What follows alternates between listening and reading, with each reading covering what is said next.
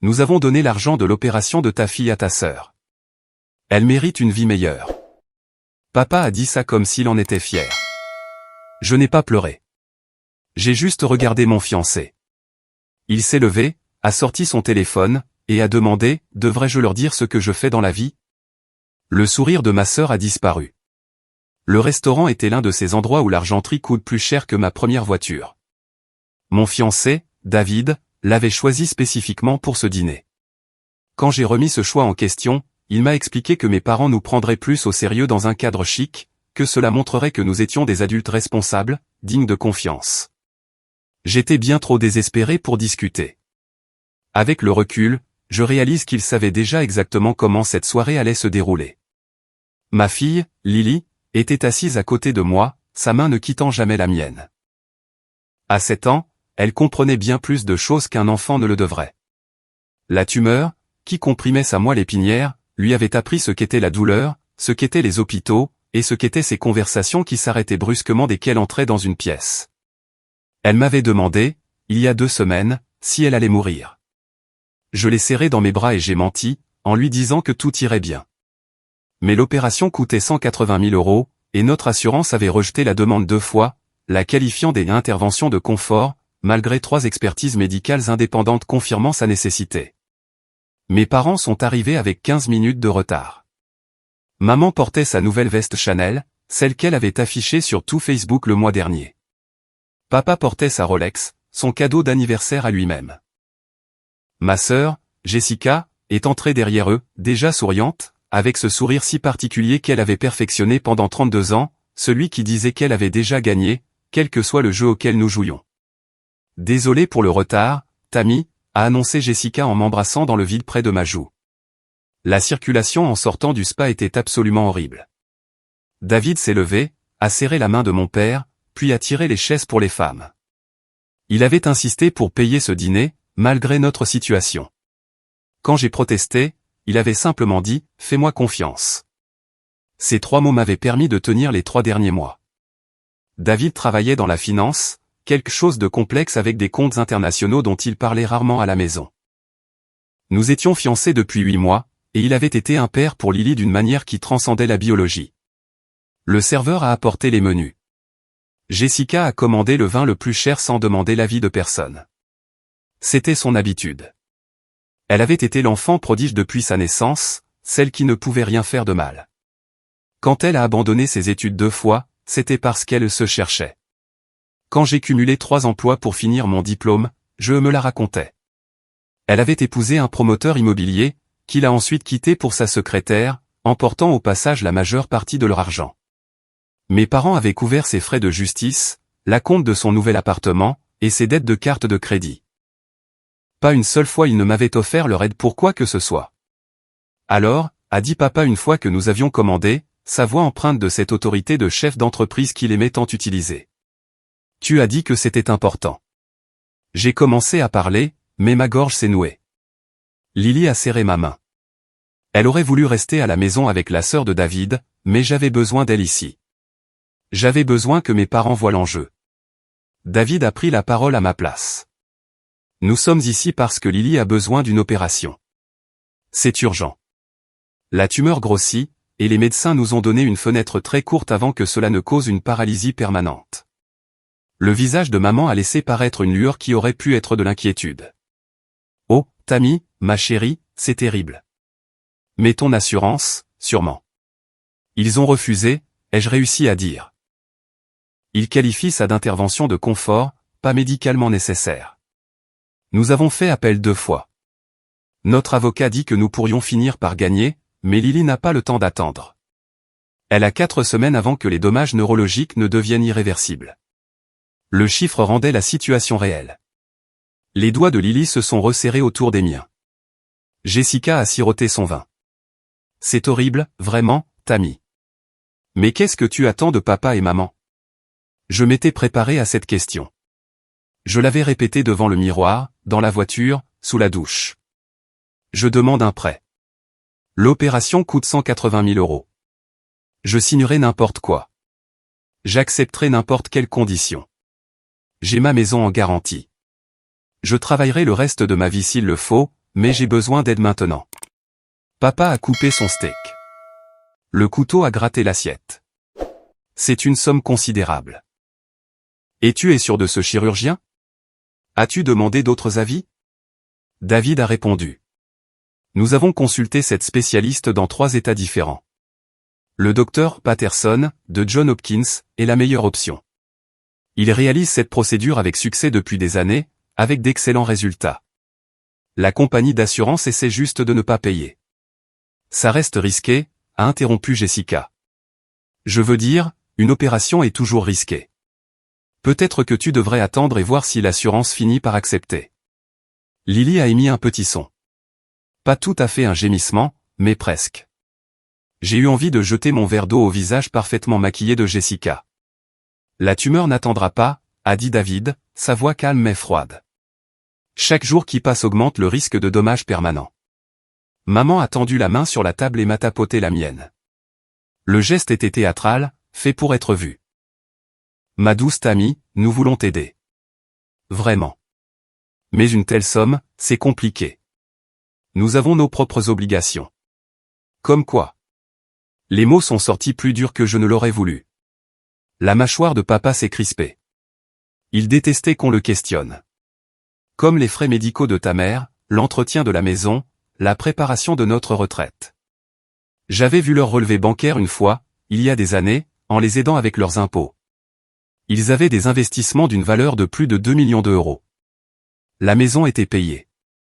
Les frais médicaux de maman, c'était du botox et des soins du visage chez le dermatologue qu'elle appelait son médecin bien-être. Je ne demande pas un cadeau, ai-je dit. Je le mettrai par écrit. Je paierai des intérêts.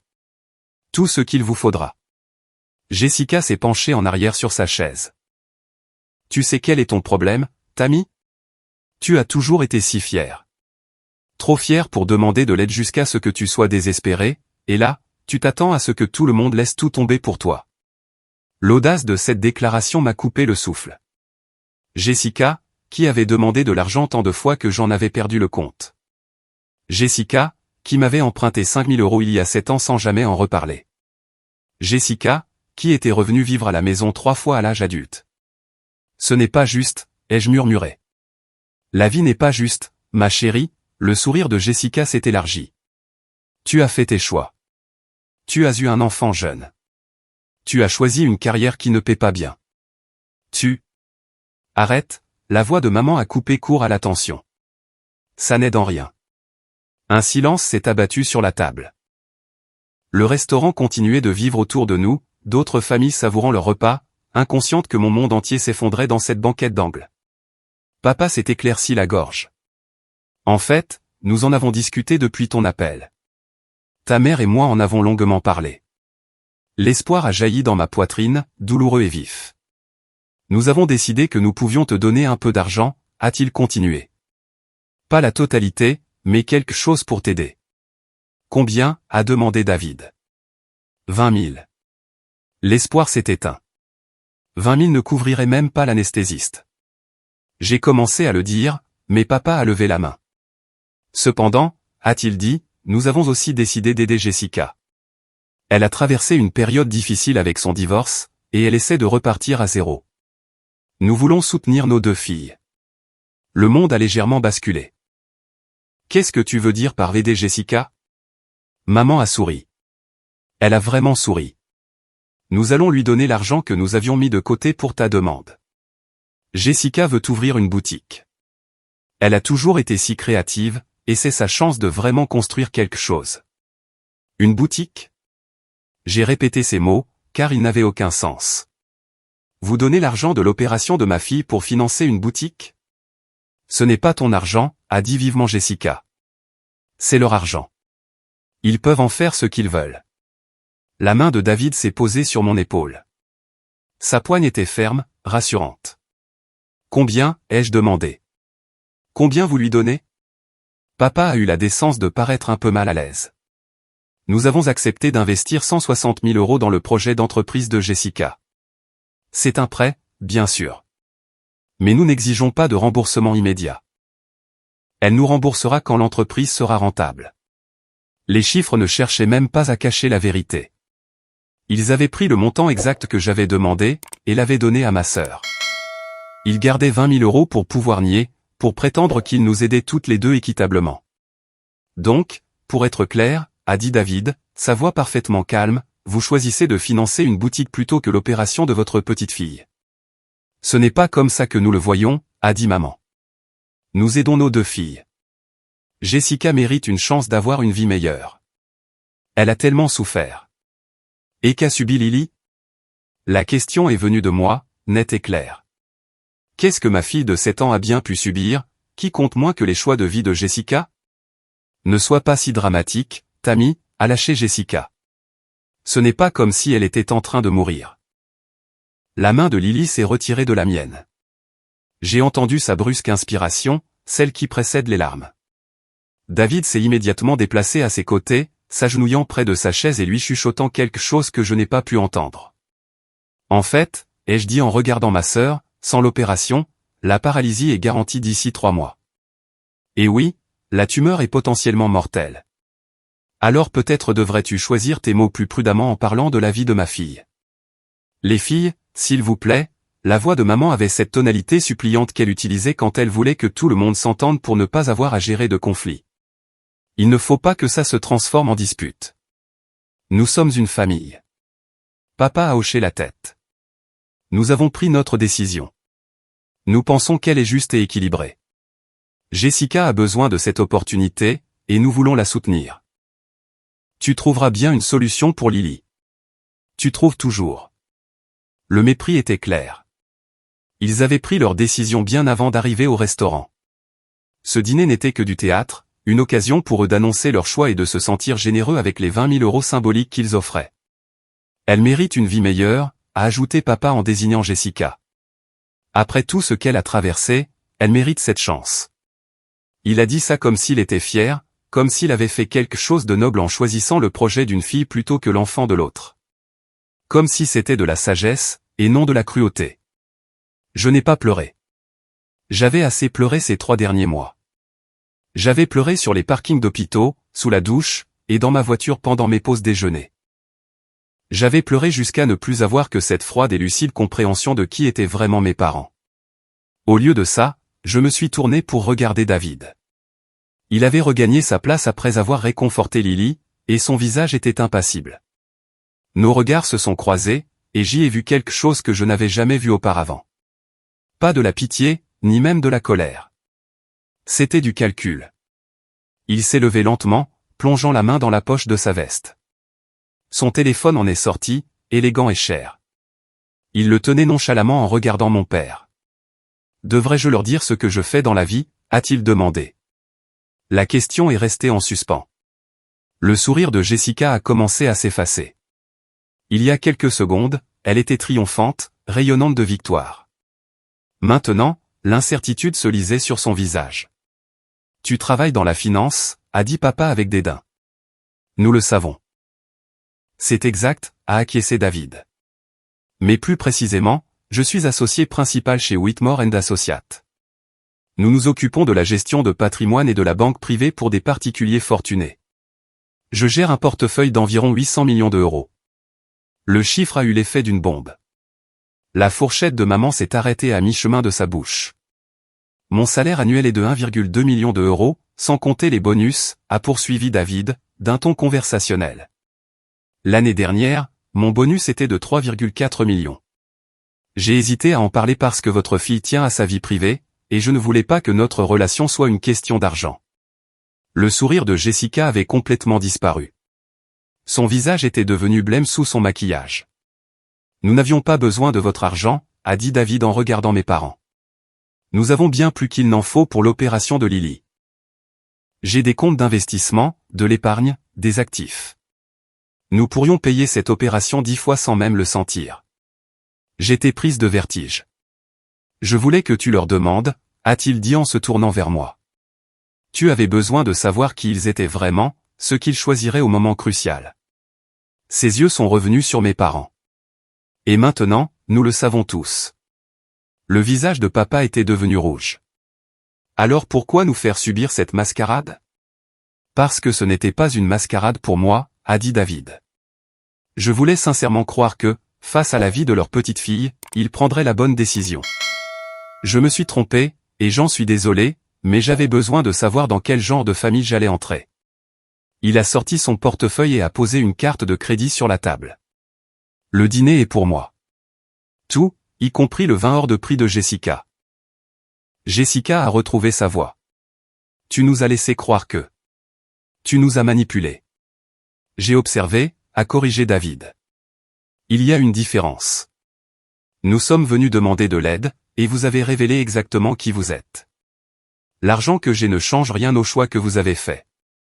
Vous avez décidé que la boutique de votre fille valait plus que la santé de votre petite fille. C'est une décision avec laquelle vous devrez vivre. Maman a tendu la main vers moi. Ma douce Tammy, si nous avions su. Su quoi? Je me suis dégagé de sa main. Que David avait de l'argent? Ça n'a d'importance que si vous preniez une décision financière au lieu d'une décision morale. Lily avait besoin de cette opération de toute façon. Ça n'a pas changé. Ce n'est pas juste, a dit Jessica, la voix de plus en plus forte. Vous nous avez piégés. Vous nous avez fait passer pour des monstres exprès. Le rire de David était sec. Personne ne vous a forcé à quoi que ce soit. On vous a offert une chance d'aider un enfant, votre nièce, et vous avez choisi de ne pas le faire. Le fait qu'il s'avère que nous n'avons pas besoin de votre argent ne change rien au choix que vous avez fait. Nous allions quand même vous donner 20 000 €, a protesté papa. Ce n'est pas rien. Vous avez raison, ai-je dit en me levant. Ce n'est pas rien. C'est insultant. C'est le montant minimum que vous pensiez pouvoir offrir tout en prétendant avoir aidé. C'est un pourboire, pas de l'aide. J'ai pris Lily, qui a enroulé ses bras autour de mon cou. Elle devenait trop grande pour que je la porte confortablement, mais j'avais besoin de la tenir. David a posé sa main sur mon dos, nous guidant vers la sortie. Attendez, a appelé maman. S'il vous plaît, ne partez pas comme ça. Nous pouvons en parler. Il n'y a rien à dire, ai-je répondu sans me retourner. Vous avez fait votre choix. Jessica aura sa boutique. J'espère qu'elle sera tout ce dont elle rêve. Tu es puéril, Tammy, a crié Jessica. Ce n'est pas parce que tu nous as trompés que. Je me suis arrêté et me suis retourné. Tout le restaurant nous regardait maintenant, mais je m'en fichais. Je n'ai trompé personne, ai-je dit clairement. J'ai demandé à mes parents d'aider à sauver la vie de ma fille. Vous avez tous décidé que financer un commerce était plus important. Ce sont les faits. Ce que vous ferez de cette information, ça vous regarde. Nous sommes partis. L'air frais du soir m'a frappé le visage alors que nous marchions vers la voiture de David. Lily pleurait doucement contre mon épaule. David a ouvert la portière et nous a aidés à monter avant de s'installer au volant. Pendant un long moment, personne n'a parlé.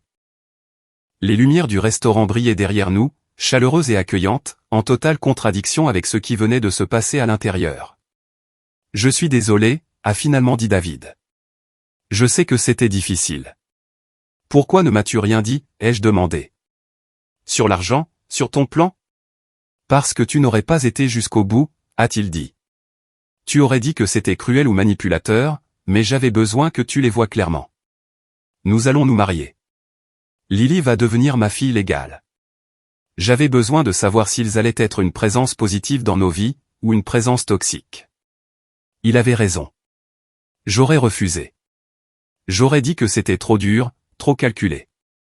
Mais être assise dans ce restaurant, à regarder mes parents choisir les désirs de Jessica plutôt que les besoins de Lily, avait tout clarifié. Ils essaieront de se réconcilier, a dit David. Une fois qu'ils auront digéré ça, une fois que la boutique de Jessica aura inévitablement fait faillite, ils reviendront. Ils voudront avoir accès à notre vie, à l'argent qu'ils savent maintenant que nous avons. Tu dois décider dès maintenant à quoi ressemblera cette relation. Lily a bougé contre moi. Maman, a-t-elle murmuré, pourquoi mamie ne m'aime pas? La question a brisé quelque chose dans ma poitrine. Si, mon bébé. Elle ne sait juste pas comment le montrer correctement. C'est un mensonge, a dit doucement Lily. Tu n'as plus besoin de mentir. J'ai entendu ce qu'ils ont dit. David a croisé mon regard dans le rétroviseur. Tes grands-parents ont fait un mauvais choix ce soir, Lily, a-t-il dit doucement. Mais tu vas aller bien. Nous allons prendre soin de toi. L'opération est prévue pour le mois prochain, et tu vas guérir.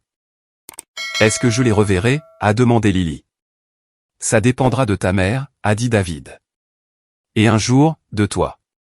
Le trajet du retour ce soir-là m'a semblé surréaliste. Lily s'est endormie sur la banquette arrière, épuisée par le choc émotionnel. La main de David a trouvé la mienne sur la console, son pouce traçant des cercles sur ma paume. Aucun de nous n'a parlé pendant les 10 premières minutes. Je n'arrête pas de revoir la scène, ai-je finalement dit. Le regard de papa quand il a dit « Jessica mérite une vie meilleure ». Comme si c'était évident, comme si c'était la seule conclusion raisonnable. David a serré ma main. Il le croyait. C'est ce qui rend ça si dévastateur. Il avait raison. Papa ne faisait pas semblant. Il pensait sincèrement que la boutique de Jessica était plus importante. Comment as-tu pu rester si calme? Ai-je demandé. J'avais envie de crier. J'avais envie de renverser la table. Des années d'entraînement à cacher ce que je pense, a-t-il dit. C'est une compétence qu'on développe dans la finance. Mais crois-moi, j'avais envie de faire bien plus que de renverser une table. En rentrant à la maison, j'ai porté Lily à l'étage et je l'ai mise au lit. Elle a bougé quand j'ai remonté la couverture. Maman? Sa voix était petite, endormie. Oui, mon bébé? Est-ce qu'on va s'en sortir? Je lui ai caressé les cheveux. On va faire bien plus que s'en sortir. Je te le promets. Même sans papy et mamie? La question m'a transpercé. Surtout sans eux, si c'est ce qu'il faut pour que tu sois en sécurité et aimé comme il se doit. Elle a hoché la tête et a fermé les yeux. Je l'ai regardée un long moment. Cette courageuse petite fille qui avait tant enduré. La cicatrice sur son dos de la biopsie, les nuits où elle pleurait de douleur, la façon dont elle avait appris à me demander si nous pouvions nous permettre les choses avant de les demander. 7 ans, et elle portait déjà des fardeaux qu'aucun enfant ne devrait connaître. En bas, j'ai trouvé David dans son bureau. Son ordinateur portable était ouvert, plusieurs écrans affichant des graphiques financiers et des documents que je ne comprenais pas. Je suis en train de créer un fonds fiduciaire, a-t-il dit sans lever les yeux. Pour Lily. Éducation, frais médicaux, tout ce dont elle aura besoin. Ce sera blindé. Tes parents ne pourront ni y toucher, ni le contester. Et je demande à mon avocat de rédiger un document qui les exclut spécifiquement de toute décision médicale. S'il t'arrive quelque chose, ils n'ont aucun droit. C'est ma sœur qui aura la tutelle, pas eux. Je me suis affalé sur la chaise en face de son bureau. Tu penses vraiment qu'ils essaieraient de s'en mêler? Il m'a enfin regardé. Je pense que des gens qui accordent plus de valeur à l'argent qu'à la santé d'un enfant sont capables de tout rationaliser. Je ne prends aucun risque avec l'avenir de Lily. Le lendemain matin, je me suis réveillé avec 17 appels manqués. Mes parents avaient clairement passé la nuit à essayer de me joindre. Les messages vocaux allaient de la confusion à la colère, en passant par la supplication. Je les ai tous supprimés sans écouter plus de quelques secondes. Le travail a été une distraction bienvenue. J'étais directrice marketing dans une petite entreprise technologique depuis 3 ans, et mon patron avait été incroyablement compréhensif concernant la situation médicale de Lily. Quand je suis arrivé, mon collègue Marcus m'attendait à mon bureau avec un café. « Comment ça s'est passé avec tes parents ?» a-t-il demandé. Je lui avais parlé du dîner, de mon besoin désespéré d'aide, mais je n'avais pas mentionné le plan de David ni ses revenus. Ils ont choisi de financer la boutique de ma sœur à la place, ai-je dit. La mâchoire de Marcus est tombée. Tu plaisantes. J'aimerais bien. Qu'est-ce que tu vas faire? Tu peux prendre des prêts? Lancer un GoFundMe? En fait, ai-je dit en m'asseyant et en me connectant à mon ordinateur, David avait l'argent depuis le début. Il voulait voir quel choix il ferait. Marcus est resté silencieux un moment. C'est soit brillant, soit cruel. Je n'arrive pas à décider. Moi non plus, ai-je admis. Mais ça a marché. Je sais exactement qui ils sont maintenant. Mon téléphone a sonné. Encore ta mère, a demandé Marcus. J'ai refusé l'appel. Ils ne comprennent pas le message. Ils sont probablement encore sous le choc. Laisse-leur quelques jours pour se mettre en colère. C'est là que les vrais messages commenceront. Il avait raison. Le mercredi, le ton a changé. Papa a envoyé un SMS me traitant d'ingrate et de manipulatrice. Maman a envoyé un long email sur la façon dont je déchirais la famille. Jessica a laissé un message vocal m'insultant de tous les noms, sa voix stridente et furieuse. Il faut toujours que tu sois la victime, Tammy, disait le message de Jessica. Il faut toujours que tout tourne autour de toi. Papa et maman essayaient de nous aider toutes les deux, et tu as piqué une crise parce que tu n'as pas eu ce que tu voulais. Grandis un peu. Le monde ne tourne pas autour de toi et de ta gamine. J'ai sauvegardé ce message vocal. Quelque chose me disait que j'en aurais peut-être besoin plus tard. Jeudi soir, David est rentré avec des nouvelles. Ta sœur est venue à mon bureau aujourd'hui. J'ai levé les yeux des devoirs de Lily. Quoi? Elle s'est présentée à la réception, a exigé de me voir. La sécurité l'a escortée dehors, mais pas avant qu'elle ne fasse une scène. Il a desserré sa cravate. Elle criait que j'avais ruiné sa vie, que j'avais manipulé tout le monde, qu'elle allait me poursuivre pour détresse émotionnelle. Elle peut faire ça? Non. Mais elle peut essayer, ce qui lui coûtera de l'argent qu'elle n'a pas. Il s'est servi un verre. Tes parents attendaient dans le parking. Je pense qu'ils avaient planifié ça ensemble. Mon estomac s'est noué. Ils t'ont approché? Ton père, oui. Il a demandé si on pouvait parler d'homme à homme. Je lui ai dit que nous n'avions rien à nous dire et que si l'un d'eux se présentait à nouveau sur mon lieu de travail, j'obtiendrais une ordonnance restrictive. Lily nous regardait, son crayon figé sur sa feuille de maths. J'ai forcé un sourire. Ce n'est rien, ma chérie. Juste des histoires d'adultes. Ne t'inquiète pas, elle n'avait pas l'air convaincue, mais elle s'est remise à ses devoirs. Cette nuit-là, après que Lily se soit endormie, j'ai finalement craqué. David m'a trouvé dans la salle de bain, assise par terre, sanglotant dans une serviette pour étouffer le bruit. Ils étaient censés l'aimer, ai-je suffoqué. C'est leur petite fille. Comment ont-ils pu choisir l'argent de Jessica plutôt que la vie de Lily? Quel genre de personne fait ça? David s'est assis à côté de moi, me serrant contre lui. Le genre de personne qui n'aurait jamais dû être parent. Je repense à quand j'étais petite, ai-je dit. Papa qui m'apprenait à faire du vélo. Maman qui faisait mes costumes d'Halloween. Est-ce que ces personnes ont déjà existé, ou étais-je juste utile jusqu'à ce que je ne le sois plus? Peut-être les deux, a dit David doucement. Les gens peuvent aimer et être fondamentalement égoïstes. L'amour n'atténue pas la douleur de l'égoïsme. Vendredi a apporté une nouvelle approche. Ma tante Patricia, la sœur de maman, m'a appelé. Nous avions toujours été proches. C'est elle qui me gardait quand mes parents voyageaient, celle qui était venue à ma remise de diplôme universitaire quand il l'avait manqué pour la remise de diplôme de cure de désintoxication de Jessica. Ta mère m'a demandé de t'appeler, a-t-elle dit. Elle est dévastée. Ils le sont tous les deux. Ils devraient l'être. Ma douce Tammy, je n'appelle pas pour prendre parti. Je veux juste que tu saches qu'ils vivent mal la situation. Ils pensaient prendre une décision équilibrée. Tante Patricia, ils ont donné 160 000 € à Jessica pour une boutique et m'ont offert 20 000 € pour l'opération de Lily. En quoi est-ce équilibré? Elle a soupiré. Présenté comme ça paraît terrible. Ça paraît terrible parce que ça l'est. Ta mère a mentionné que David avait l'argent depuis le début, que vous n'étiez pas vraiment dans le besoin. Est-ce que ça aurait été acceptable si nous avions été vraiment désespérés, ai-je demandé. Si nous n'avions eu aucune option et qu'ils avaient quand même choisi la boutique de Jessica, ça aurait été bien. Bien sûr que non. Alors l'argent de David ne change rien. Ils ont fait un choix basé sur ce qu'ils croyaient être la vérité. Ils ont fait le mauvais choix. Tante Patricia est restée silencieuse. Tu as raison. Je suis désolé. Je n'aurais pas dû appeler. Ce n'est rien. Mais s'il te plaît, dis-leur d'arrêter. D'arrêter d'appeler. D'arrêter de se montrer partout.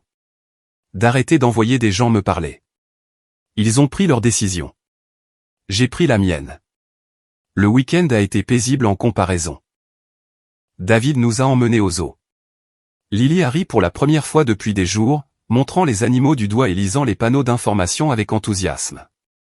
Nous avons déjeuné au café, et David a laissé Lily commander tout ce qu'elle voulait.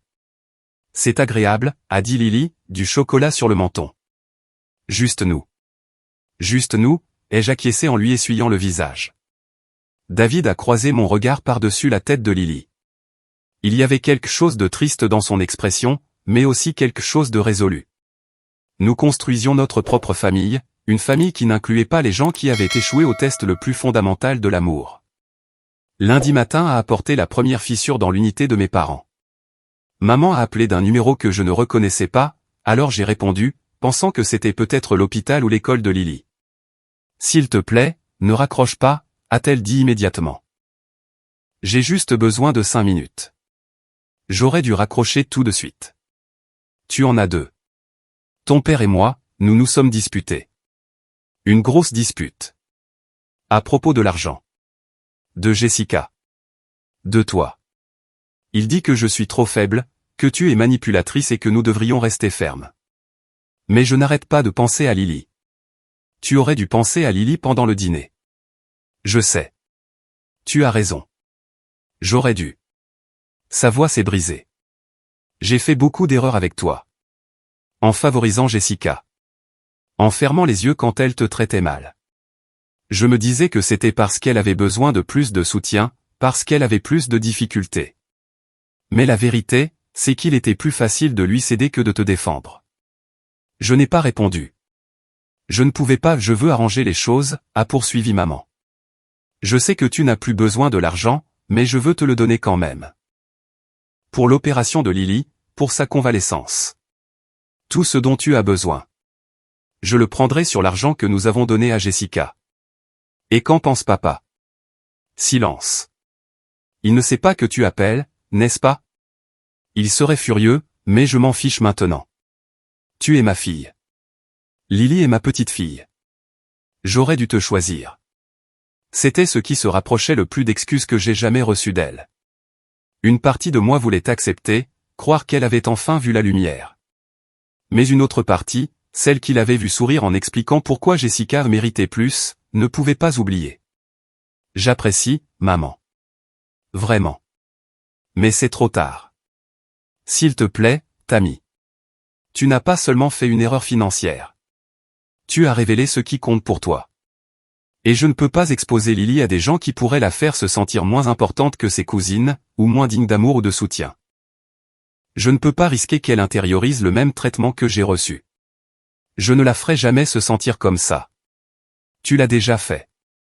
Elle était assise juste là quand tu as dit que Jessica méritait une vie meilleure. Elle a entendu chaque mot. Elle m'a demandé plus tard pourquoi tu ne l'aimes pas, les sanglots de maman étaient audibles au téléphone. Je n'essaie pas de te blesser, ai-je dit. Mais j'ai fini de protéger tes sentiments au détriment du bien-être de ma fille. Tu as fait ton choix. Voici le mien. J'ai raccroché avant qu'elle ne puisse répondre. Puis j'ai enregistré son nouveau numéro dans mes contacts sous le nom Maman, ne pas répondre, pour le reconnaître si elle rappelait. David avait écouté depuis le seuil de la porte. Ça a dû être difficile. C'était nécessaire, ai-je dit. Elle veut l'absolution sans les conséquences. Ça ne marche pas comme ça. 2 semaines plus tard, mon téléphone a vibré de messages d'abord de maman, puis de papa, et enfin de Jessica. La boutique avait échoué. Le propriétaire avait découvert que le business plan de Jessica était incomplet et son expérience inexistante. Il s'est retiré du bail.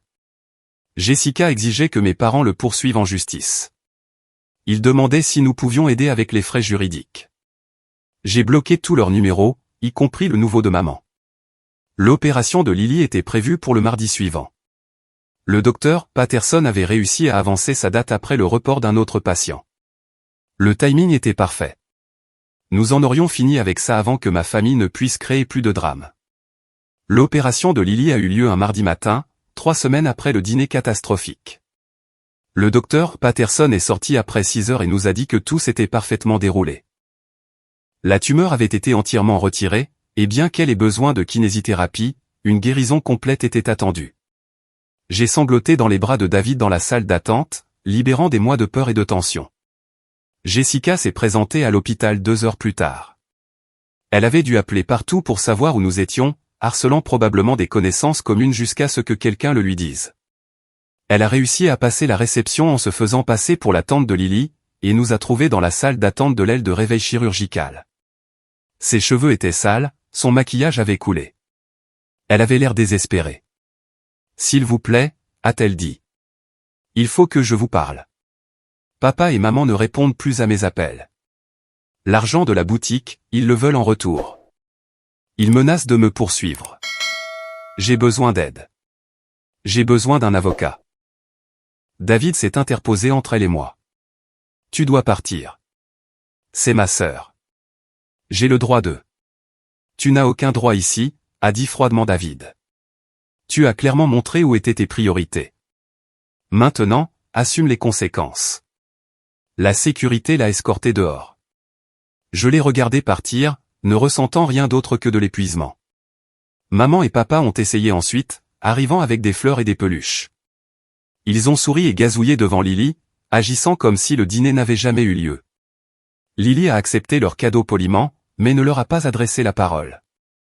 Après 15 minutes de conversation gênante, ils sont partis. Dans le parking, papa m'a acculé pendant que maman distrayait David. Tu sais, ça te rend tout aussi mauvaise que nous, a-t-il dit à voix basse. Nous couper les ponts parce que nous avons fait une erreur. Utiliser l'argent pour manipuler les relations. Tu ne vaux pas mieux, Tammy. Je l'ai regardé attentivement, cet homme qui m'avait appris à faire du vélo, m'avait aidé avec mes devoirs et m'avait accompagné à l'hôtel à mon premier mariage. J'ai essayé de trouver un reste d'amour pour lui, mais je n'ai rien trouvé. La différence, ai-je dit, c'est que je vous aurais donné l'argent si Lily allait bien et que Jessica était malade. J'aurais aidé sans condition ni test. Vous avez échoué à un seul. Je ne vous manipule pas avec de l'argent. Je protège ma fille de gens qui ont accordé plus de valeur à une boutique qu'à sa vie. Il y a une différence. Il a tressailli. Nous ne savions pas que David avait de l'argent. C'est ce qui rend ça impardonnable, ai-je dit. Si vous aviez su, vous auriez peut-être fait un choix différent, mais ça aurait été pour les mauvaises raisons. Vous auriez dû choisir Lily parce que c'est une enfant qui avait besoin d'aide. L'argent n'aurait jamais dû entrer en jeu. Je suis parti, le laissant seul au milieu des voitures. 6 mois plus tard, Lily a marché sans aide pour la première fois depuis l'opération. Sa kinésithérapeute a pleuré. Moi aussi. David a tout filmé, commentant comme un animateur sportif, faisant glousser Lily. Nous sommes rentrés, avons commandé des pizzas et regardé des films jusqu'à ce que Lily s'endorme entre nous sur le canapé. Mon téléphone a vibré. Un SMS d'un numéro inconnu. C'était Jessica. La boutique a fait faillite. Je suis en faillite. Papa et maman me poursuivent pour l'argent. S'il te plaît, aide-moi. J'ai supprimé le message sans répondre. Un autre SMS est arrivé. Je suis ta sœur. Ça ne veut rien dire? J'ai bloqué le numéro. David m'a trouvé sur la terrasse plus tard ce soir-là, regardant les étoiles. Il m'a tendu un thé et s'est assis à côté de moi. Pas de regret? A-t-il demandé. J'y ai réfléchi attentivement. Je regrette qu'ils aient fait le choix qu'ils ont fait. Je regrette que Lily l'ait entendu. Je regrette que ce soit ce qu'ils sont. Mais couper les ponts, non. Aucun regret à ce sujet. Les ennuis judiciaires de Jessica vont probablement durer des mois, a-t-il dit. Tes parents finiront par perdre leur procès. Elle n'a jamais signé de document de prêt en bonne et due forme, et même si elle l'avait fait, elle n'a aucun actif à saisir. Comment sais-tu ça? J'ai des amis en droit de la famille. Ils en parlent. Il a fait une pause. Tes parents perdront probablement la majeure partie de ces 160 000 €. Et Jessica en a déjà dépensé une grosse partie. En quoi? Apparemment, elle a fait une virée shopping avant que l'affaire de la boutique ne tombe à l'eau. Nouvelle voiture, meubles, vêtements. Elle pensait qu'elle allait devenir une femme d'affaires à succès. Elle a dépensé en conséquence. J'ai siroté mon thé. C'était de la camomille, mon préféré. Je devrais ressentir quelque chose. De la satisfaction peut-être, ou une forme de revanche. Mais je me sens juste fatigué. C'est normal, a dit David. C'était tes parents. Faire leur deuil ne nécessite pas leur mort, juste la mort de l'image que tu avais d'eux. Le savais-tu, ai-je demandé. Quand tu les as rencontrés pour la première fois, savais-tu que ça finirait comme ça? Je m'en doutais, a-t-il admis. La façon dont il parlait de Jessica par rapport à toi. La façon dont il s'illuminait pour elle et t'offrait des sourires polis. J'ai vu le schéma. J'avais juste besoin que tu le vois aussi. Lily a appelé de l'intérieur, à moitié endormie, voulant de l'eau. Nous sommes allés la voir tous les deux et l'avons rebordée. Sa chambre était remplie de dessins qu'elle avait fait pendant sa convalescence, des arcs-en-ciel, des maisons et des familles en bâton. Sur chacun d'eux, il y avait 3 personnes, elle, moi et David. Mes parents n'y figuraient sur aucun. 1 an plus tard, j'ai reçu une invitation de mariage par la poste. Papa et maman renouvelaient leurs vœux. 40 ans de mariage. L'invitation était formelle, chère. Mon nom était sur l'enveloppe, mais il n'y avait pas de mots personnels, juste les détails imprimés et un carton réponse. Je l'ai jeté. 2 jours plus tard, maman a appelé d'un autre nouveau numéro. J'ai reconnu l'indicatif régional cette fois et j'ai failli ne pas répondre, mais la curiosité l'a emporté.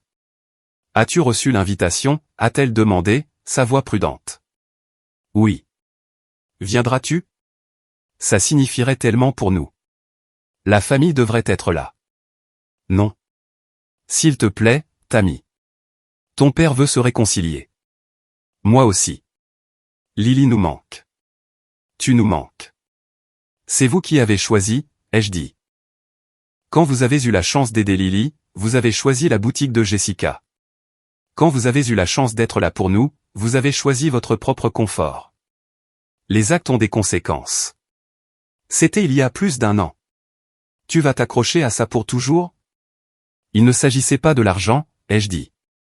Il s'agissait du choix. Vous avez révélé qui vous êtes quand ça comptait. Je protège ma fille de gens qui la considèrent moins importante que leur autre famille, que leurs investissements ou que leur image. Jessica souffre, a dit maman doucement. Elle vit dans un studio. Elle travaille dans la vente. Elle n'a rien. Alors aidez-la, ai-je dit. C'est ce que vous avez choisi. Vivez avec. Et nous? La voix de maman s'est brisée. Ne méritons-nous pas le pardon? Le pardon n'est pas la même chose qu'une relation, ai-je dit. Je ne vous déteste pas. Je ne vous fais simplement pas confiance. Et je n'exposerai pas Lily à des gens en qui je n'ai pas confiance. J'ai raccroché et bloqué le nouveau numéro. David a trouvé l'invitation dans la poubelle plus tard. Ta mère a appelé? Oui. Comment te sens-tu? Libre, ai-je dit. C'est mal? Ne devrais-je pas me sentir coupable ou triste? Tu ressens ce que tu ressens, a-t-il dit. Ils ont fait leur choix. Tu as fait le tien. C'est comme ça que fonctionnent les conséquences. Lily a fait irruption dans la cuisine, rentrant de l'école, pleine d'histoires sur sa journée. Elle avait intégré l'équipe de football. Ses jambes étaient fortes maintenant, complètement rétablies. Elle s'épanouissait.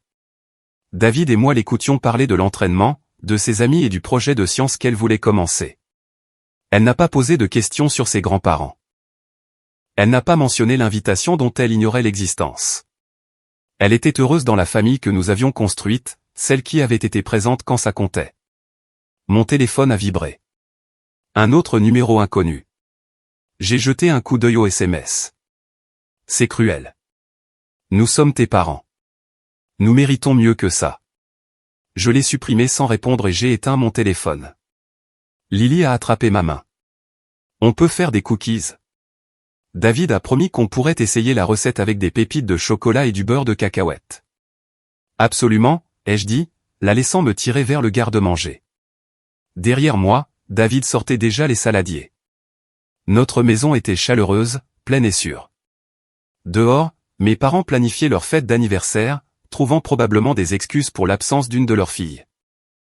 Jessica travaillait à un poste qu'elle jugeait indigne d'elle, blâmant tout le monde sauf elle-même pour sa situation. Et moi, je faisais des cookies avec ma fille, qui pouvait marcher, qui pouvait courir, qui pouvait vivre pleinement parce que nous l'avions sauvée, sans eux. Certaines personnes pensent que la famille est tout, que les liens du sang obligent au pardon, que les parents méritent des chances infinies, que les sœurs doivent se soutenir quoi qu'il arrive. Ces gens n'ont pas vu leurs parents choisir l'argent plutôt que la vie de leur enfant.